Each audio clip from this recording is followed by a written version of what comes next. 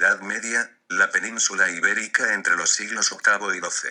Profesor, Luis Domínguez. Primera parte. Diapositiva 2. El predominio de Al-Ándalus. Los orígenes y la evolución de Al-Ándalus. En el año 711, un ejército compuesto por árabes y bereberes que habitaba el norte de África, cruzó el estrecho de Gibraltar y derrotó al ejército visigodo de Don Rodrigo en la batalla de Guadalete, un reino visigodo muy debilitado por las luchas internas. Apenas puso resistencia su población hispano-visigoda porque si capitulaban, se les respetaría sus tierras y creencias, sin tener que convertirse al Islam. En tan solo 3 años los musulmanes habían ocupado prácticamente toda la península, siendo un territorio que dependía de Damasco, capital árabe. Hispania se convierte a partir de entonces en Al-Ándalus, una parte más del imperio creado por Mahoma 100 años antes. Entre 711 y 725 toda la península ha sido ocupada salvo pequeños núcleos en Asturias y los Pirineos. A este territorio conquistado lo llamarán Al-Ándalus, y perdurará durante 8 siglos hasta el año 1492, fecha de la reconquista cristiana de la ciudad de Granada por los reyes católicos. Después, los moriscos a musulmanes que seguían viviendo en aquel tiempo, serán expulsados en el año 1609, acusados de seguir practicando su religión en secreto. Diapositiva 3. El predominio de Al-Ándalus, del emirato al califato. Tras la conquista musulmana en el año 711, fijaron la capital de Al-Ándalus, en la ciudad de Córdoba. El emirato dependiente, es el periodo que va desde la conquista en el 711 al 756, cuyos emires o gobernadores, obedecían órdenes de la dinastía omeya de Damasco, Arabia. El emirato independiente, va desde el año 756 al año 929. En este periodo, Abderramán I,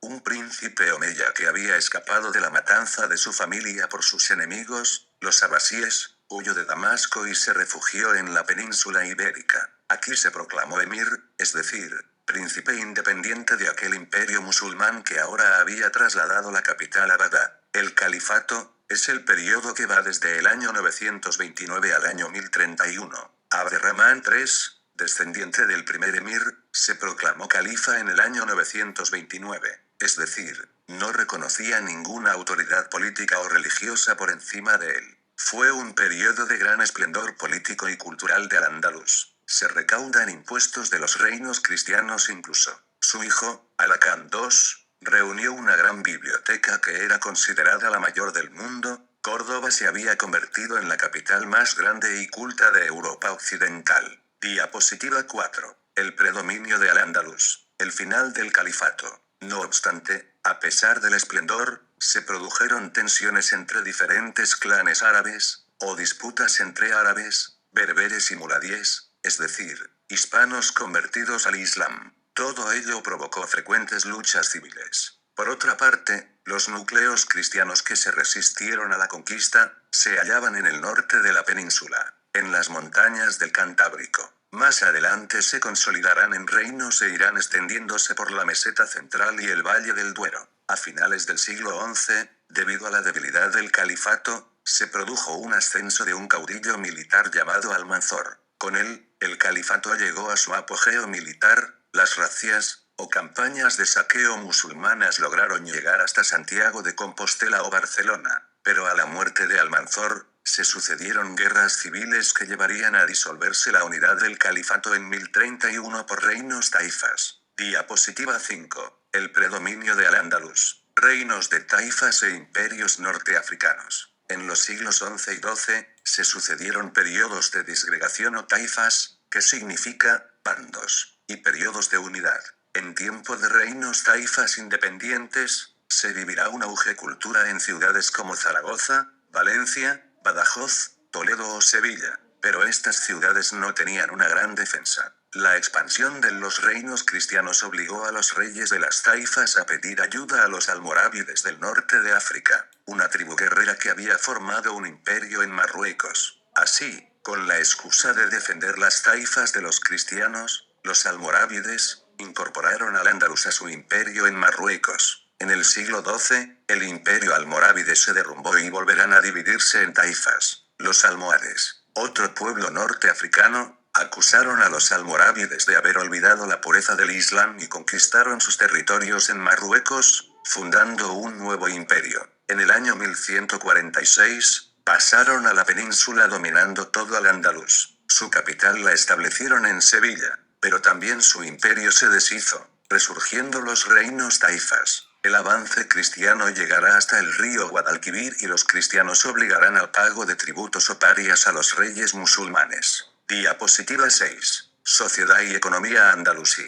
La sociedad andalusí, pese a que el Corán prescribe la igualdad entre los fieles, había diferencias entre los grupos étnicos de la sociedad en Al-Ándalus. Los árabes, que procedían de familias nobles de Oriente, gozaban de riqueza y poder en tiempo de los omeyas, a pesar de que estaban divididos en clanes rivales entre sí. Los berberes, un pueblo islamizado del norte de África, recibieron tierras menos fértiles, a pesar del papel que tuvieron en la conquista. Por ello se sentían discriminados y se rebelaron en los primeros siglos. Sin embargo, durante las épocas almorávide y almohade, ejercieron el poder. Los muladíes, era el grupo más numeroso. Eran descendientes de cristianos y que se habían convertido al Islam. También provocaron insurrecciones al sentirse discriminados. La población no musulmana eran llamados timíes o tributarios. Pertenecían a otras religiones. Si querían practicarlas, debían pagar tributos. Los judíos se dedicaban al comercio, la artesanía, la medicina y el préstamo. Muchos hablaban el árabe, castellano o catalán. En todas las ciudades había juderías o barrios judíos. La sinagoga era el centro de la vida, a la cual asistían en sábado para orar. Los mozárabes eran los hispanos que habían adoptado costumbres árabes, sin abandonar el cristianismo. Sin embargo, durante los imperios almorávide y almohade, judíos y mozárabes sufrirán persecuciones. Así, en el siglo XI,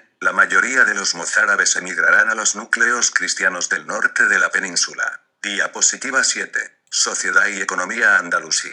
La economía. La base de la economía en Al-Ándalus era la agricultura mediterránea que ya practicaban en la época romana, cereales, vid y olivo. Se perfecciona la técnica del regadío con el uso de la noria y además, se introducen nuevos cultivos que proceden de Oriente, el arroz, hortalizas como las berenjenas, árboles frutales como los cítricos y plantas textiles como el algodón. Las ciudades se dedican al comercio y la artesanía. Sus mercaderes servían de intermediarios entre Europa y objetos traídos de Oriente. Existe una gran industria textil que producía tejidos de lana, algodón y lino. Importaron de Oriente la cría del gusano de seda e introdujeron el papel, aprendido de los chinos. Su artesanía destacaba por el trabajo del cuero, alfarería y la forja. Las mujeres también participaban en labores artesanales como la copia de manuscritos. Se acuña el dinar, una moneda de oro, y el dirham, de plata, que llegan incluso a circular por países cristianos más alejados. Al tener que pagar los tributos o parias los reyes de las taifas a los cristianos, aumentó la circulación monetaria. Diapositiva 8. El arte andalusí. El arte califal y la mezquita de Córdoba. La mezquita de Córdoba fue construida en varias fases, desde el siglo VIII hasta el siglo X. Utiliza el arco de herradura visigodo. Destaca la sala de oración que se compone de 19 naves longitudinales sostenidas por cientos de columnas, dando la sensación de estar ante un bosque de mármol, jade y granito. Su planta mide 130 por 180 metros, incluido el patio. Sobre las columnas se levantan dobles arcos superpuestos para dar más altura a las naves. La Maksura es un recinto reservado para el califa, dentro de la mezquita. El Mirab es un nicho donde se guarda el Corán que se encuentra en el muro de la Qibla. Está decorada con mosaicos traídos desde Bizancio como regalo del emperador. Diapositiva 9. El arte andalusí. El arte de los reinos taifas y los almohades. En el siglo XI, las alcazabas o fortalezas serán los edificios que florezcan en las capitales de los reinos taifas, dada la inseguridad. Los palacios destacan por el contraste entre un exterior sobrio y unas estancias interiores ricas en arcos lobulados y entrelazados, realizado con materiales baratos como el ladrillo, la piedra sin labrar o la madera, cubiertos con estucos, es decir, adornos hechos en yeso. Así daban apariencia de lujo. Destaca la aljafería de Zaragoza. En el período almohade, en Sevilla, se reprochaba haber infringido la prohibición musulmana de reproducir imágenes humanas y animales. De ahí que sus edificios fuesen sobrios con diseños geométricos o romboidales. Un ejemplo es la Giralda de Sevilla. Se trata de un alminar de la antigua mezquita almohade. Diapositiva 10. El arte andalusí. La cultura andalusí. La gran aportación árabe a la cultura fue la de servir de puente entre Occidente y Oriente, introduciendo la numeración decimal arábiga, el astrolabio, un instrumento para medir la latitud, e incluso el ajedrez. Destacan en matemáticas, ciencias y derecho o historia. Así nos encontramos con libros sobre el amor, autor de El collar de la paloma, del escritor Ibn Hazm, Averroes, será sin duda la figura intelectual del siglo XII, famoso por sus comentarios a la obra de Aristóteles en Occidente.